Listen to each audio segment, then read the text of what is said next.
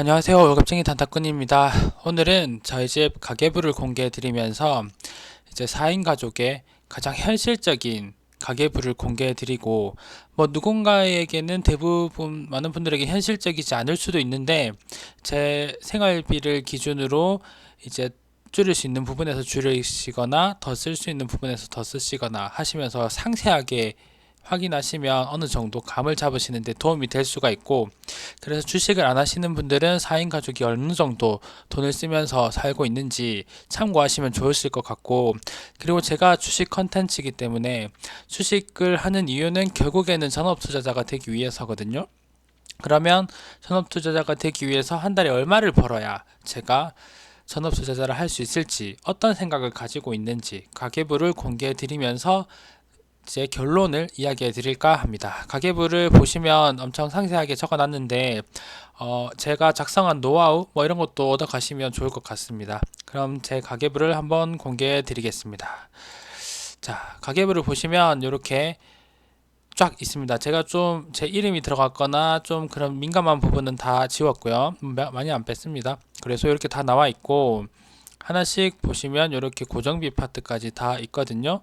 상세하게 다 입력하는데, 제가 이 가계부를 다 일일이 쓰고 결국 통장에 1원까지 맞추기는 하는데, 한 달에 가계부를 한 하루 이틀밖에 안 쓰거든요. 한 달 동안 매번 어플도 없어요. 어플도 없고 그냥 쓸 만큼 쓰고, 정리를 하루 이틀 정도 정리하면 이게 다 정리가 되거든요. 그만큼 한 5, 6년 정도 이런 엑셀을 쓰다 보니까 노하우가 많이 생긴 거죠. 저는 보통 정리를 하는 한 달, 10월 달 걸 한 11월 중순쯤에 정리를 하는데, 왜냐하면 그러니까 현금 쓴 건 11월 초에 다 정리를 해버리고 통장에 기록이 있으니까, 그리고 카드 결제가 15일쯤 되기 때문에 결제가 다 끝나고 나면 그때 보통 가계부를 씁니다. 끝나기 전이나. 그래서 카드 쓴 거 싹 정리하면 한 번에 다 정리가 되거든요. 그래서 매번 이렇게 손익을 제가 표시합니다. 이거는 흑자난달, 흑자난달, 적자난달, 적자난달, 흑자난달, 적자난달, 요렇게. 요거는 총 한 달 동안 쓴 전체 소비 금액. 대충 보시면 수입은 어느 정도 감이 오시겠죠. 올해는 재난지원금이 많았고, 작년에 전세금 상환하면서 연말정산도 한 200 넘게 받았었거든요. 그래서 그런 쪽으로 많이, 그리고 이때는 1000만 원을 썼는데도 흑자가 난 게, 차를 사서 차를 100% 할부를 하다 보니까 오히려 제가 가지고 있는 경차를 중고로 팔았는 게 남더라고요. 그래서 이렇게 남은 달도 있고, 그렇게 보시면 됩니다. 저희 4인 가족이 보통 이렇게 보시면 큰 금액들이 많은데, 이것저것 특수하게 쓴 걸 다 빼면 보통 650만 원에서 700만 원 정도를 사용합니다. 650만 원이 월급이면 연봉 1억이거든요. 근데 이렇게 많이 사용하는 게 도대체 4인 가족이 어디에 쓰길래 이렇게 많이 쓰는가?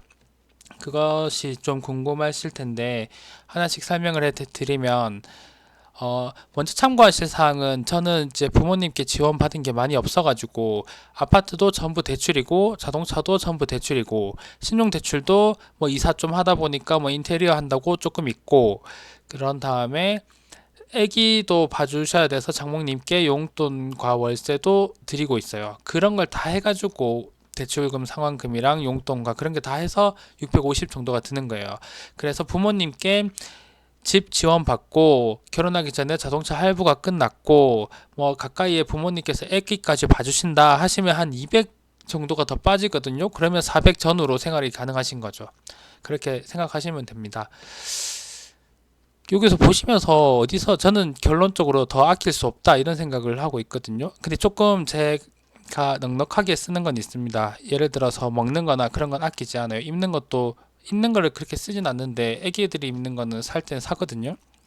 약간 너무 악착같이 아꼈다가 내일 저 세상 가면 어제 쓰지 못한 돈이 얼마나 아꼈겠냐라는 그런 조금 마인드가 있어가지고, 매일매일 어느 정도 쓸 건 쓰고 하루하루를 즐기면서 살기는 살자, 그런 마인드가 있어서 그렇게 많이 아끼고 막 자린고비처럼 살지는 않습니다. 그렇다는 점을 참고하셔가지고 가계부를 보시면 될 것 같아요.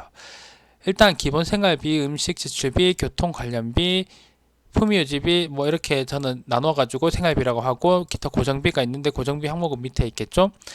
기본 생활비 같은 경우 요 밑에 있는데 현금으로 제가 뽑아 쓴 거 일일이 현금 쓴 걸 다 기록하지 않아요. 그냥 현금을 얼마 뽑았었다 이렇게만 적고 많이 현금을 쓰진 않아요. 그리고 가전용품 뭐 다이소나 여기 딸님이 책상을 100만원짜리 샀거나 뭐 이런 것들이 있습니다. 그리고 소모품은 뭐 물티슈, 휴지, 세제, 기저귀 다 들어가겠죠. 그 다음에 병원 간 것까지 해서 기본 생활비가 들어가는데 생각보다 많이 써요. 한 4, 50만원에서 100만원까지 가까이 매달 써야 되는 게 있더라고요. 그래서 이런 날도 보면 치과거든요. 치과가 정말 돈 먹는 하마같이 블랙홀처럼 돈을 빨아들이는데 치과가 매달 엄청 많은 돈을 빠져나가고 있습니다. 이때도 다 의료 지출비죠. 큰 목돈들이. 그래가지고 치과 보험 10만원도 놓고 있어요. 이런 거 조금 상환 받으려고. 그래서 이 정도 나가는 돈이 있고, 이게 근데 보면 많이 이제 딸내미 책상도 샀고 치과 이런 것 때문에 목돈 많이 한 번씩 나가는데 현금으로 쓰는 돈이 생각보다 별로 없거든요. 가전용품, 소모품 같은 경우에 어쩔 수 없이 사는 것도 소모품 많이 어쩔 수 없이 사고 샴푸나 화장품 뭐 5만원, 10만원 정도 쓸 수 있죠. 그 생각보다 많이 아낄 수 있는 건 없어요. 그냥 집에 가전제품을 안 사면 아낄 수 있는데 뭐 병원도 많이 안 가고 그러기가 쉽지 않죠. 그리고 음식 지출비를 평균 100만원 전후로 쓰거든요. 근데 음식 지출비는 저희가 좀 넉넉하게 쓰는 편이에요. 마트에서도 먹고 싶은 거 웬만하면 다 사는 편이고 주말마다 외식도 거의 한두 번씩 하고 배달도 주말마다 거의 시켜 먹고 뭐 아침 점심을 시켜 먹진 않고 저녁 위주로 한두 번씩 시켜 먹고 평일에도 뭐 치킨 먹고 싶으면 한두 번씩 먹기도 하죠. 그래서 배달 음식비 근데 쓰는 게 10만원, 20만원 전후거든요. 이 정도면 그냥 주말에 한 번씩 저녁에 시켜 먹는 정도예요. 2만원짜리 뭐 이런 거 3만원짜리 이렇게 시켜 먹으면 이 정도가 되고요. 사실 애기 둘 있으면 저녁에 진짜 힘들고 피곤할 때 밥 해서 먹고 그거 설거지까지 하는 게 정말 일이거든요. 그래서 그냥 한 2, 3만원 주고 시켜 먹는 게 해 먹어도 요즘 삼겹살 구워 먹어도 한 2만원 그냥 날아가니까 비슷해요. 그래서 그냥 해 먹는 게 많고 마트에서 쓰는 돈이 생각보다 많아요. 요런데 이렇게 10월달이나 이런 거는 이렇게 캠핑 같은 거 가면서 마트에서 크게 장 봐가지고 많이 쓴 것도 많고 여름에도 이거 놀러 갈 때 쓴 게 좀 있거든요. 근데 보통 마트를 한번 갔다 하면 큰 돈 쓰기 때문에 이 정도가 나가더라고요. 그리고 외식 별로 안 하다가 이때 한창 외식 못 하는 시기였죠. 2, 3, 4월 코로나 때문에. 그리고 다시 외식이 점점 확산하고 있습니다. 10월 달에는 캠핑을 2번이나 가가지고 외식을 좀 많이 했어요. 네, 간식 관련된 거는 뭐 커피숍이나 그런 건데 잘 안 합니다. 근데 제가 술을 안 먹고 거의 안 먹고 회식도 안 하고 담배도 안 피고 그래가지고 그런 부가적인 지출비는 거의 없어요. 그냥 저희 4인 가족 먹는데 드는 돈이 한 달에 100만원 전후로 꼭 들어가더라고요. 근데 먹는 걸 아끼자니 너무 삶이 좀 피폐해지고 힘들어져요. 집에서 해 먹는 것도 힘들고. 근데 최대한 많이 해 먹으려고 노력은 하고 있습니다. 그리고 교통비는 좀 많이 쓰는데 이렇게 많이 나오는 건 거의 출장비예요. 회사에서 다시 돌려받는다고 보시면 돼요. 그래서 요건 약간 오버된 왜곡된 정보가 있는 거죠. 회사에서 돌려받을 기름값도 그냥 다 적어 놓긴 합니다. 그리고 품위유지비는 옷값인데 어른들 옷값은 거의 안 들어가고 애기들 옷값이 많이 들어가요. 애기들이 겨울에 사면 다음년 겨울에 못 입어요. 다음년 겨울에 큰 옷 사면 애들이 워낙 빨리 크기 때문에 당장 너무 커서 못 입고 그렇기 때문에 계속 옷이 들어가더라고요. 내복도 계속 사야 되고 속옷도 계속 사야 되고 신발도 특히나 계속 사야 되고 발이 엄청 빨리 자라거든요. 그리고 발은 또 너무 크게 신거나 작게 신는 게 안 되니까 계속 돈 들어갑니다. 그래서 이게 조금 많이 들어가더라고요. 외모 관리비도 뭐 와이프 머리도 좀 해야 되고 저도 이발도 하고 뭐 그렇게 돈이 쓰다 보면 한 3, 40만 원 정도 꾸준히 쓰더라고요. 그리고 활동 관련비는 이제 저희가 취미용품 이때 캠핑용품 100만 원치 샀죠. 그 겨울용품 못 사서 지금 겨울에 못 가고 있죠. 주식 잘 안 돼가지고 그래가지고 있고 뭐 선물 사람들 뭐 카카오톡 선물이라도 한번 보내면 여기에 기록되고 이제 입장권 박물관 같은 거 가거나 어디 들어갈 때 이렇게 한 번씩 쓰는 게 있습니다. 뭐 문화공연을 요즘 뮤지컬이나 그런 거 보는 일은 없죠. 그리고 부모님 용돈도 설날에 한 번, 추석에 한 번, 뭐 생일 때 한 번 이렇게 드릴 거 다 드리고 있고 세금도 집이나 차가 있어서 이때 차를 샀거든요. 저희가 경차 2대 몰고 있다가 4인 가족 도저히 이제 경차로 어디 못 가겠다 해가지고 SUV를 사서 세금이 좀 이 정도 많이 나간 게 있습니다. 그리고 경조사비 꼭 들어가고, 특수여행 경비, 저희가 거의 매주 놀러를 다니기 때문에 뭐 만약 바로 앞에 박물관을 가더라도, 그리고 요즘 최근에는 캠핑 간다고 돈을 좀 썼고요. 뭐 여름에 여름 휴가를 간다고 돈을 쓰고, 그런 거를 다, 그러니까 기본적으로 4인 가족으로서 크게 안 아끼고 쓸 만큼 쓰면서 사는 가계부라고 보시면 돼요. 적자가 나는데 그냥 써요. 제가 많이 버는 것도 아닌데 그냥 쓰고, 일단 이것도 주식으로 지금 8, 9, 10, 11, 4개월 동안 거의 600만 원 정도 인출했거든요. 그만큼 메꿨으니까 이게 적자 안 나고 그나마 버티고 있는 거지. 사실은 엄청 적자예요. 그리고 12월에 이제 제가 연구직이다 보니까 인센티브가 나오는데 한 200%? 그거 믿고 그냥 마이너스 통장 쓰면서 일단 쓰고 보자 하는 거예요. 저는 약간 언제 갈지 모른다. 매일매일 순간을 즐겁고 행복하게 일단 보내고 보자. 그런 주의입니다. 그래서 요 정도 쓰고 있어요. 고정비가 정말 아낄 게 없는데, 고정비가 이제 350만 원 나갔거든요. 제 월급이 통으로 고정비로 나가고 있는데, 기타 고정비 아무리 힘들어도 국내 버스 부루 아동 돕는데 2만 원 내고 있어요. 그리고 아파트 관리비 어쩔 수 없고요. 도시가스 정수기 나가고 있고, 도시가스랑 관리비에 전기세가 들어있는데, 그러니까 장모님 월세에 들어가는 도시가스랑 다 포함이고, 통신 관련비는 초창기에 12만 원 정도 나왔는데 요즘 5G 되면서 전부 무제한을 써가지고 통신비도 안 아껴요. 몇만 원 아끼지 말고 그냥 쓰자. 생각해보면 저는 정말 절약을 안 하는 것 같아요. 다 그냥 쓰고 사네요.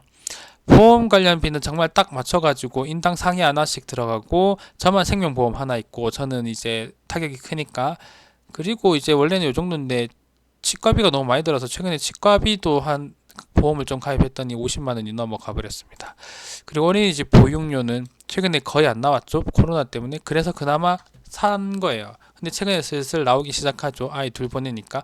근데 어린이집 보육료가 이제 유치원을 가게 되면 한 30 정도 더 들거든요. 근데 그 돈이 없어서 그냥 저희는 초등학교 들어가기 전까지 계속 어린이집 보내기로 했습니다. 그리고 유치원을 가면 그 또 빨리 애기들이 마치기 때문에 학원을 한두 개 더 보내야 돼요. 그러면 1, 20만 원씩 더 들거든요. 그러면 한 달에 50만 원이 더 든다고 보면 돼요. 유치원 보내는 것만으로. 그게 생각보다 쉽지 않아요. 저희 가계부 상 보시면 쉽지 않죠. 그래서 저희는 그냥 어린이집에서 최대한 오래 있고, 뭐 태권도 정도 하나 더 보내면서 장모님께 이제 뒷일을 부탁하고 있습니다. 장모님께 이제 아침에 잠깐 등원 도와주시고, 오후에 애기 한 2시간 정도 봐주시는데 70만 원 드리고, 아침에 안 봐주셔도 될 때는 50만 원만 드리고, 그렇게 합니다. 월세도 저희 25만 원 내드리고 있고요. 그래서 한 딱 100만 원 정도 들어가는 것 같습니다. 장모님 도움을 받는데.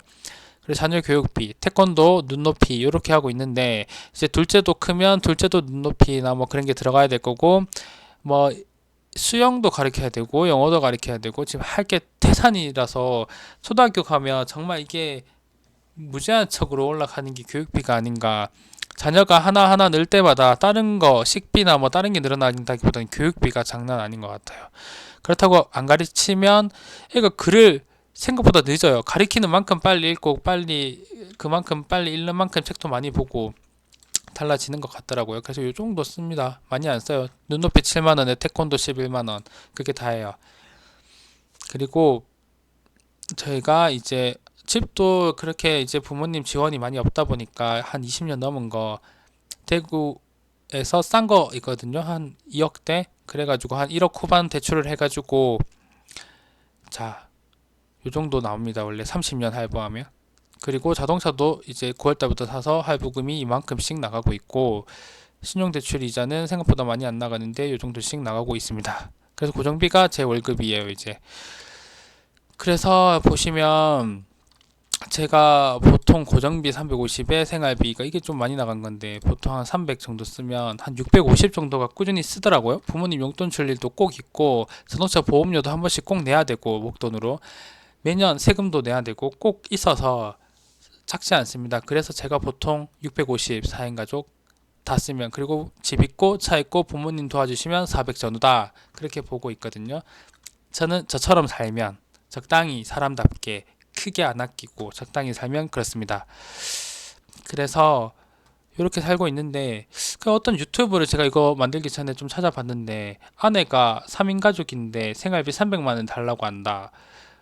그래서 막 그 여자를 엄청 욕하더라고요. 근데 한 300 정도는 줘야 생활이 되는 게 아닌가라는 생각이 드는데 잘 모르겠습니다. 제가 엄청 아끼면서 살아보지 않아서 어릴 때는 뭐 없어서 못 쓰고 못 살았지만 지금 그런 건 그렇게 사니까 힘들더라고요. 그래서 지금은 있으면 있는 대로 감당할 수 있는 선에서 쓰고 살고 있습니다. 그래가지고 제가 결론적으로 얼마가 있으면 전업을 투자자가 될 수 있겠냐라는 계획을 세웠을 때 지금 요렇게 가계부를 이렇게 쓰면 왜 이렇게 꼼꼼하게 쓰냐 하면 요거를 다 그냥 예쁘게 보려고 하는 게 아니라 제 소비 트렌드를 볼 수 있거든요. 가계부 소비 어느 정도 이제 생활 수준이 사용을 하게 되는지, 그리고 제 수입과 이제 손익비를 이제 매월 흑자인지 적자인지를 따져가지고 커트라인을 정해가지고 살 수가 있는 거죠. 이게 정말 정확하게 제가 1년 후에 소비될 금액 그런 걸 맞출 수가 있거든요. 이걸 한 4, 5년 쓰다 보니까. 그래서 미래 계획을 좀 정확하게 할 수 있습니다. 그래서 이렇게 정확하게 계획을 해가지고 생각한 게 딱 이렇게 결론이 났어요. 생활을 좀 더 넉넉하게 부모님 용돈도 좀 드리고 이제 많이 번다면 뭐 그렇게 이렇게 저렇게 좀 더 넉넉하게 살면 한 1,000만 원 쓴다고 봐요. 그 냉철 TV의 냉철 그분께서 생활비에 세 키우면서 1,000만 정도 쓴다고 하시더라고요. 저도 아껴 사는 성격이 아니다 보니까 넉넉하게 쓰면 한 1,000만 원 쓸 것 같아요. 그리고 나서 플러스로 성장, 뭐 시드가 늘어나든지 저축도 해야 되겠죠. 그리고 주식 전업 투자자라는 게 꾸준하지 못할 수도 있으니까 예비비가 있어야 되겠죠. 그런 걸 플러스로 1,000만 원이라고 보면 제 전업 목표는 한 달에 2,000만 원을 벌 수 있을 때, 주식과 뭐 유튜브와 부가적인 제가 하는 모든 수익들이 합쳐서 2,000만 원이 넘어갈 때 회사를 그만두고 전업 투자자를 할까 생각하고 있습니다. 그래서 제가 열심히 노력해가지고 꼭 성공하는 모습 보여드리도록 하겠습니다. 계속 주식 좋은 모습으로 찾아뵙도록 하겠습니다. 좋아요와 구독으로 응원해 주시고요. 뭐 가계부 관련돼가지고 궁금하신 거 있으시면 알려드리고, 혹시 엑셀이라도 뭐 필요하시면 제가 보내드릴게요. 제가 이게 매년 업데이트하면서 계속 개선해가지고 엄청 빠르고 정확하게 데이터를 취합할 수 있는 거거든요. 그래서 요청 주시면 될 것 같습니다. 정보에 제 이메일 적어놨습니다. 그럼 다들 성투하시고 매일매일일지로 찾아뵙도록 하겠습니다. 감사합니다. 여기서 마치겠습니다.